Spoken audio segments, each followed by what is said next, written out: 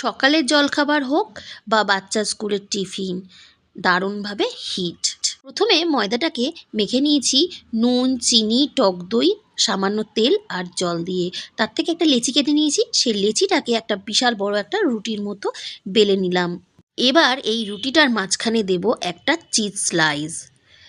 Cheese slice দেওয়ার পর এটাকে চারদিক থেকে ভাঁজ করে নিতে হবে। ভাঁজ করে নেওয়ার পর একটা স্কোয়ার আকারের ঠিক পাউরুটির মতো শেপ হয়ে গেল, দেখতে পেলে? এবার এটাকে বেলে নিতে হবে।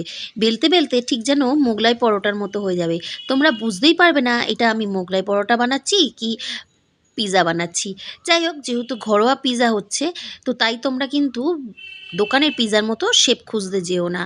তো একটা কাঁটা চামচ নিয়েছিলাম, কাঁটা চামচ নিয়ে এর মাঝখানে অনেক ছিদ্র করে নিয়েছি আর চাটু গরম করে এপিট ওপিট হালকা করে সেঁকে নিয়েছি। এবার নামিয়ে তার ওপর থেকে মোজারেলা চিজ গ্রেট করে দিয়েছি এবং তার ওপর থেকে ক্যাপসিকাম, টমেটো আর হচ্ছে পেঁয়াজ। ও হ্যাঁ, এর মধ্যে কিন্তু সুইট কর্নও আমি দিয়েছি। তোমরা চাইলে এর সাথে চিকেন কিউব আরও অনেক কিছু সবজি দিতে পারো। চাটুতে সামান্য তেল দিয়ে রুটিটাকে 5 মিনিটের জন্য সিম আঁচে ঢাকা দিয়ে রাখবো। খেতে কিন্তু অসাধারণ হয়েছিল। তোমরা অবশ্যই এটা ট্রাই করো আর জানিও তোমাদের কেমন লাগলো।